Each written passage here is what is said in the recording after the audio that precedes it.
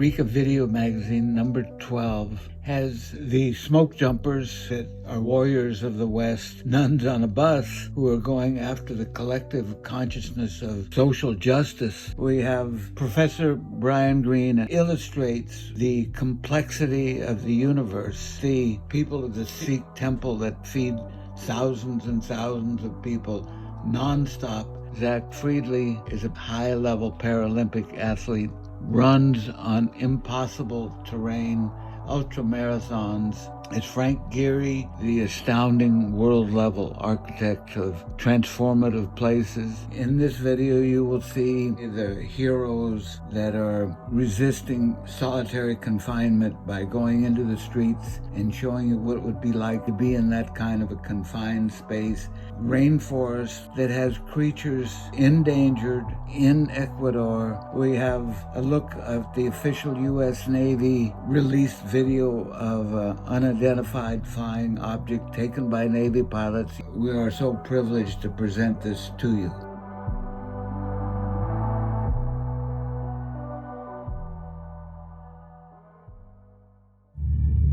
Wildfires hitting the western part of the country are intense enough that they're affecting weather and air quality. Among the crews working to get things under control is an elite group called Smoke Jumpers. Never gonna forget my first actual jump. It was slightly terrifying.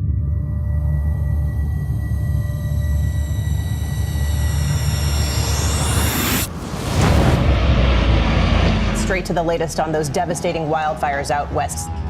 How dangerous is wildland firefighting?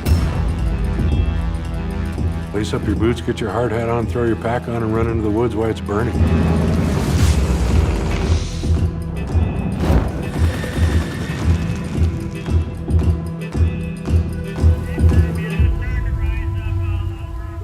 The reason smoke jumpers are around is they jump on fires that a fire truck can't get to. They are jumping in remote places and they're doing the job out there all alone. It's a dangerous profession. Getting on the plane, jumping out of the plane, getting caught up in the plane somehow, and then when they get to the ground, they're in fire.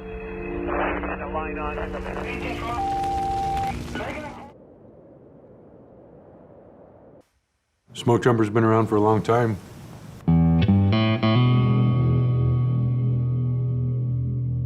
I think when I put the first pair of white boots on back in 1973, it was just a dream come true. We'd fly all over the West. I got to see places that most people never get to see. When the fire call comes through, I literally have no idea where I could end up.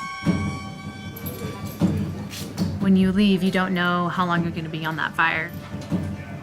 And so we need all the equipment that we might need for a long duration. Typically, that's gonna be 110 plus pounds.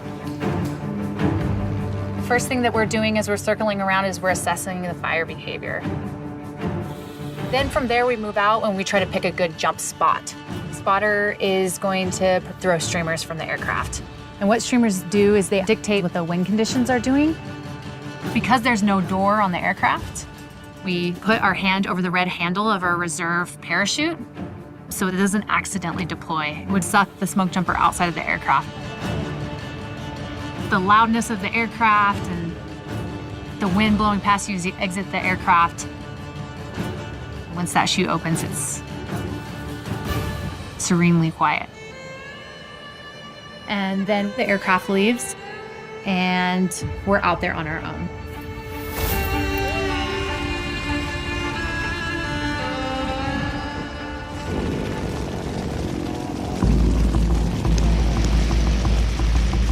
There's just one danger after the other. There's snakes, yellow jackets, poison oak. We lost a firefighter last year. A tree fell on him. We have a down firefighter we need you to provide medical care for.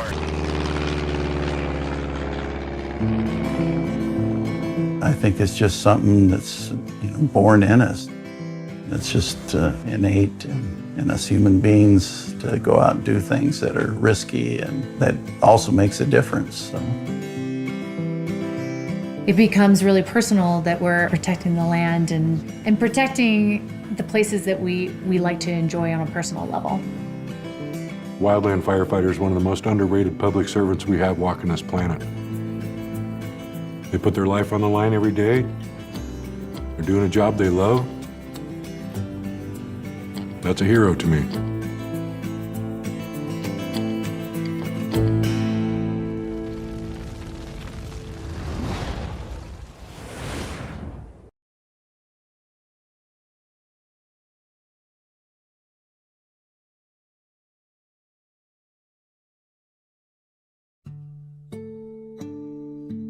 Why'd you become a nun? Because my parents wouldn't let me go to Woodstock. For me, Jesus has always been about justice. They were rebels. She's been a rebel since the day she entered. Sister, you and your fellow nuns have clearly gone rogue, okay? We work every day to live as Jesus did in relationship with people at the margins of our society. That's all we do. That's a cheap applause line, Jesus. The Vatican is accusing Catholic nuns in America of falling out of line with church teachings and promoting radical feminist themes. They wouldn't know a radical feminist if they fell over her. We came out in favor of the Affordable Care Act. The bishops opposed it. It's about religious freedom. This is an intrusion into the life of the church, and we can't go there as Americans. The bishops were surprised that we would not agree with them and that we would not be obedient to their analysis. Will we move beyond individualism back to the principles of our founding fathers and mothers, I'd add, to be we the people of the United States? All of us. Amen. We need to stand as the people. Amen. And I appreciate the nuns on the bus coming out. We have to hustle, but where the hell are they? Everywhere on this journey, people are suffering because of broken laws. I make like $9 an hour. I never have a day off. I need a living wage. Our parents have been deported. My sister, who is 11 years old, tried to commit suicide. All we want is our parents to be with us. We get a call, Abdul is dead and laying in the street. Black people are always talking to their children about race if they're going to survive. We, the people, can bridge the divides. We, the people, can end the politics of polarization. We need solutions. We have worked with people at the margins of society so that their voices can be heard here on Capitol Hill. The Vatican has reprimanded your organization. What is the church doing wrong that they have to come to the government to get so much help? You know, Bill, I would really prefer living wages, but So you want a guaranteed wage? Is that what you want? You have blood on your shirt. Then go home. If I didn't have that spiritual practice, I couldn't do any of this stuff. It's the most sacred piece of who I am. Yeah, you don't have sex. There's other ways for intimacy that are way deeper than that. Lord, hear our prayer. I think I'm stomach acid in the body of Christ. Listen deeply. What are you called to do? And do it. The Pope is calling for a sea change in the Catholic Church. He is acting like a nun. We must constantly relate to others, seeing their faces and listening to their stories. It's like seeing what my life's about. After what we've been through, I am my sister's keeper. I am my brother's keeper. Can this democracy be saved? I don't know. People are the antidote. Let's get the people engaged. Unless we've got people stirred up, nothing's going to happen. But if we stir people up. Nuns on a bus. That's a movie right there.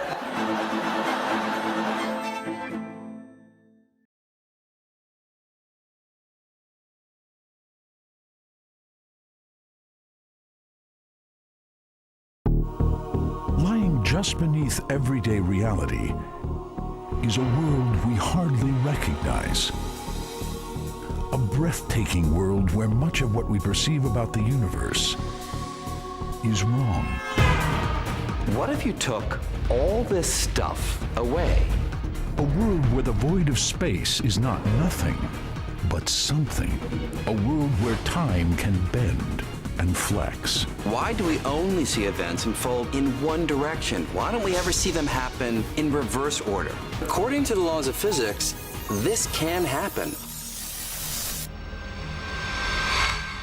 It's a world that's come to light as we probe the most extreme realms of the cosmos, from black holes to the Big Bang to the very heart of matter itself. I'm gonna have what he's having. Here, empty space can teem with ferocious activity. Over the largest distances, dark energy dominates the contents of the universe, and we don't know what it is. Our universe might be one of numerous parallel realities. Somewhere, there's a duplicate of you and me and everyone else. The distinction between past, present, and future may be just an illusion. Our experience of time is very much one of the present, of the now. Physics does radical violence to this everyday experience of time.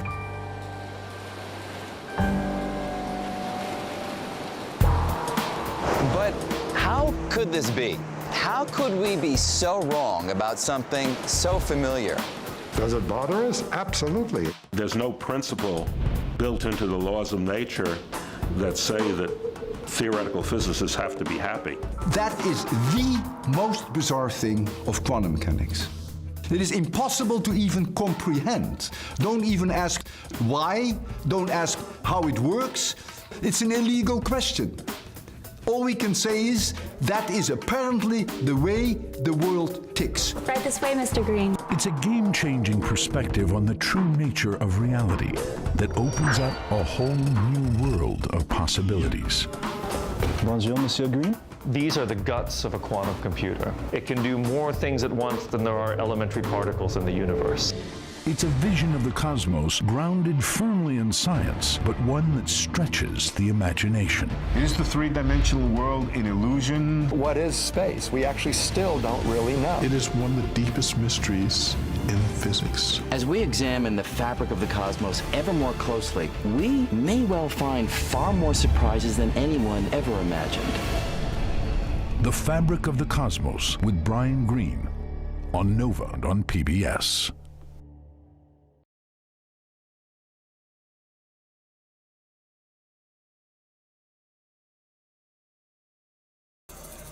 This is the largest free kitchen in the world.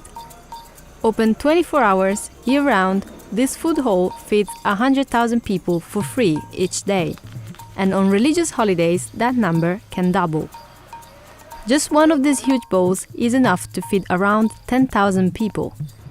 We visited Amritsar in India to find out everything that goes into feeding such a large crowd and to see just what it takes to make such big batches.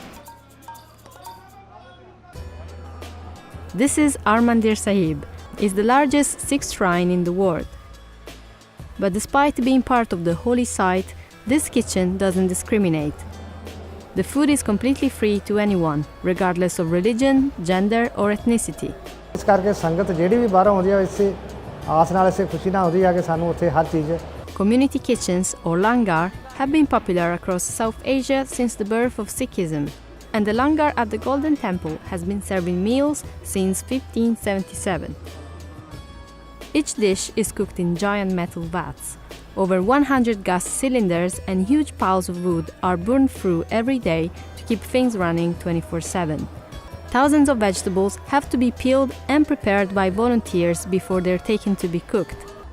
But keeping this many people fed takes a lot of ingredients.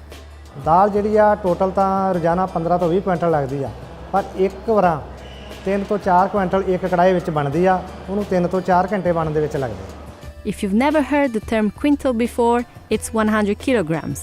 So that's a total of 2,000 kilos, or 2 tons of dal per day. That's over 375 kilos of onions and 100 kilos of spices every 24 hours, just for the dal. And it's not just the dal. Each day, the kitchen offers the lentils, a vegetable dish, bread, kheer, rice, pickle, water, and tea. But one of the biggest demands on the kitchen is bread. Unlike the huge vats that can be made in bulk, each chapati needs to be rolled out separately before cooking. Once rolled, each one is hand-coated in ghee to add flavor and keep it from drying out. To keep up with demand, the work is split between machines and people cooking by hand. Producing the bread alone takes 10 tons of flour a day. ਇੱਕ ਘੰਟੇ ਦੇ ਵਿੱਚ ਜਿਹੜੀ ਆ 15 ਤੋਂ 17,000 ਪ੍ਰਸ਼ਾਦਾ ਜਿਹੜਾ ਤਿਆਰ ਹੁੰਦਾ। ਉਹਦੇ ਵਾਸਤੇ ਅਸੀਂ ਮੁਲਾਜ਼ਮ ਵੀ ਰੱਖੇ ਨੇ, ਜਨਾਨੀਆਂ ਨੇ, ਤੇ ਬਾਕੀ ਵਲੰਟੀਅਰ ਵੀ ਕਾਫੀ ਸੇਵਾ ਕਰਦੇ ਨੇ, ਤੇ ਸਾਰਾ ਦਿਨ ਜਿਹੜਾ ਇਹ ਲੋਹਾਂ ਤੇ ਮਸ਼ੀਨਾਂ ਚੱਲਦੀਆਂ ਰਹਿੰਦੀਆਂ ਨੇ। ਜਿਹੜਾ ਮਸ਼ੀਨਾਂ ਤੇ 11 ਤੋਂ 12,000 ਪ੍ਰਸ਼ਾਦਾ 1 ਘੰਟੇ 'ਚ ਪੱਕਦਾ, ਤੇ ਜਿਹੜੀਆਂ ਲੋਹਾਂ ਉਹ ਤੋਂ 6,000 ਪ੍ਰਸ਼ਾਦਾ 1 ਘੰਟੇ ਦੇ ਵਿੱਚ ਤਿਆਰ ਹੁੰਦਾ। Sevadars, or religious volunteers, are key to keeping this operation running daily. From peeling and chopping vegetables and even donating food to serving and cleaning, almost everything is volunteer run. The scale of the kitchen has been constantly expanding to accommodate more and more visitors each year. But with a constant stream of donations and support, the langar has kept up with demand no matter the number of visitors.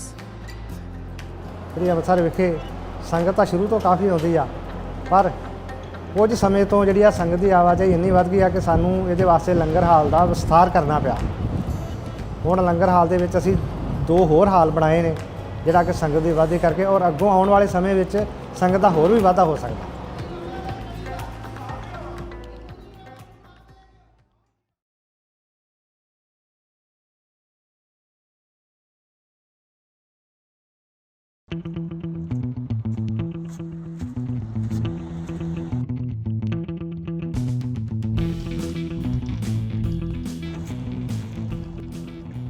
So the race was outside of Zion. It was a 50K ultra marathon.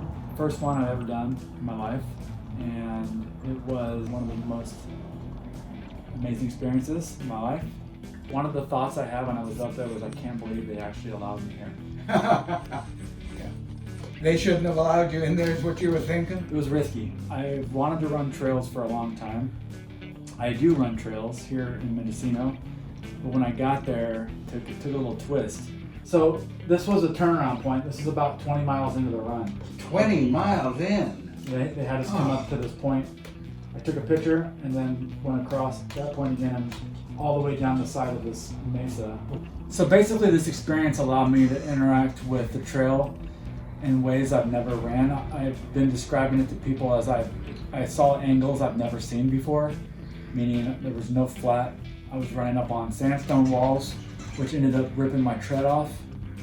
This is brand new when I got there, and by the time it was done, this happened.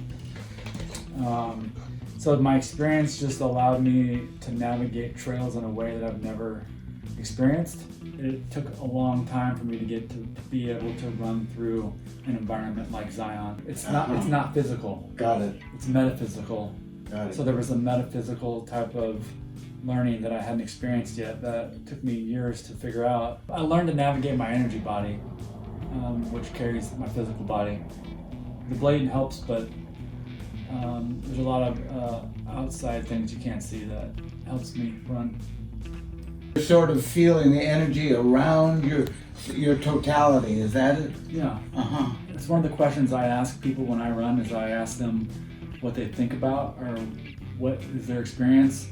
A lot of people report that they are somewhere else and their body's just there. Well, for me, I'm right here, right now, and just kind of feeling the earth and feeling what's going on. It's like a pretty powerful exercise of being present.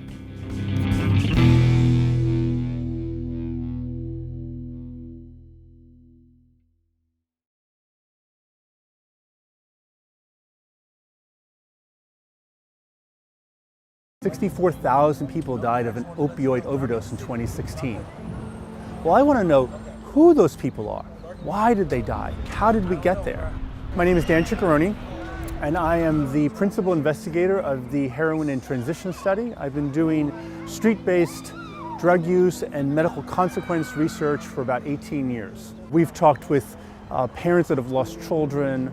I've talked with a gentleman in a small town in West Virginia who's lost half of his high school class to pills and heroin. The level of death and despair that's going on in certain parts of the country is unfathomable. I have a crackerjack team from around the country of ethnographers, and we go to cities like Baltimore and Philadelphia. We go to small towns in Massachusetts and West Virginia, and we talk to users. We talk to people who are most affected by the heroin epidemic and who have organic, if you will, or indigenous insights into what's it all about. We've talked to young people, people that are new, that don't understand quite yet the drug that they're using. People don't know in any given injection or any given drug purchase exactly what they're getting. So it's a bit of Russian roulette that's going on out there. The research is truly as real as it gets. We've gone into buildings, for example, in Philadelphia or Baltimore that are simply not fit for human habitation. There's evidence of drug use, there's evidence of incredibly poor hygiene, there's evidence of sexual activity that goes on. The reason why we go to these abandoned buildings, to these natural settings where people aggregate to do their drugs, is because, one, we're trying to keep it real, but also because we actually want to see the intimate use of the drugs. We want to watch from drug preparation through the making of the solution, to bringing it up into the syringe, to injecting it. We want to document the entire thing to look for micro practices that might be risky. To understand those risk factors might then translate into epidemiological research or translate into a public health intervention. I'm showing my interest in them as a real person going through their day, and they just naturally open up and tell us stuff. And that stuff we hope to turn into papers, turn into tweets, turn into news feeds, turn into political action and policy changes that will change the opioid crisis as we see it.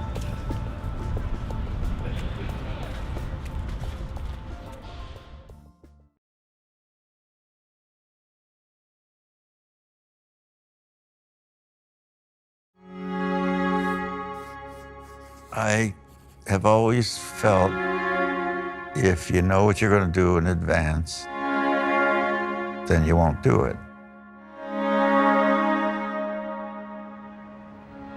Your creativity starts with whether you're curious or not.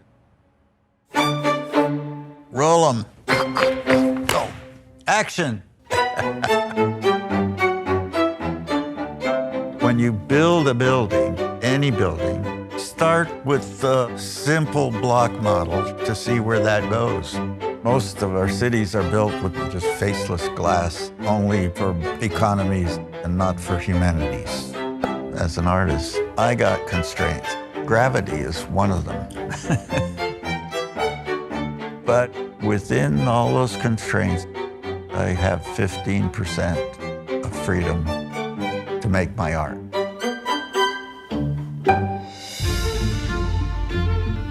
I'm always trying to express movement. I was fascinated with the fold, so basic to our first feelings of love and warmth. These ideas are scary as hell to tell to the client. They can reject you, and they will, but you gotta find your own voice. Create the logic for it as you go. Stretch it into another place. I'm just telling you how I did it and why I did it. Whatever you do, promise me that every project you make or design, you'll take the risk of doing something for humanity. I'm Frank Gehry, and this is my Masterclass. You would think I'd know when to quit.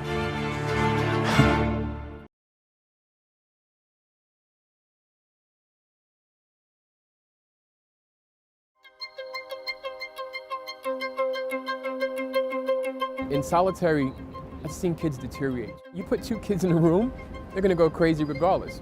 You put two kids in a cell, and just slide a tray in there for them 3 times a day, and that's it. They're going through sensory deprivation, emotional distress, mood disorders. So we know these facts, but we still persistently cage and we're addicted to confining our citizens.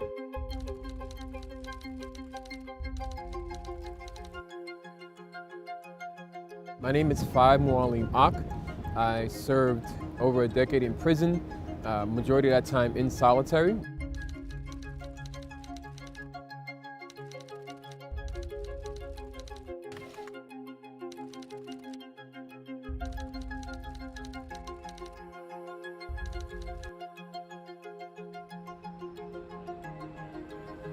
I've seen kids banging their heads on walls, trying to rap and make songs, and then as they start to deteriorate, they forget the lyrics, screaming in their cells at night, crying. I mean, we're torturing people.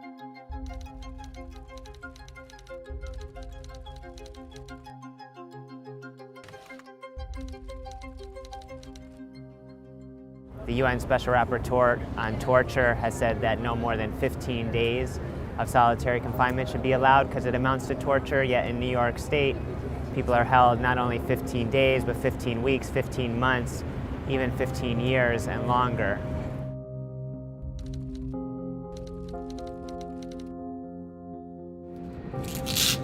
Inside of solitary, you're alone.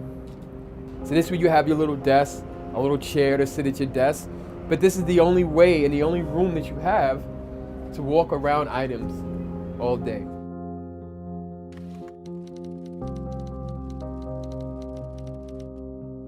This bill, which is pending in the New York State Legislature, would end solitary beyond 15 days and would create more humane and effective alternatives. You're confined in this small space forever, and it seems like the days and the times just go by because you never see the sun. You never know if it's day or night. You only know by if that guard comes by to give you a meal. What got me through it was that there were so many people suffering inside with me. It's like being alone in a crowded space. You know, even though I'm out here and I'm struggling and we're struggling to help and support, they're still inside suffering. So our duty is to them who are still inside.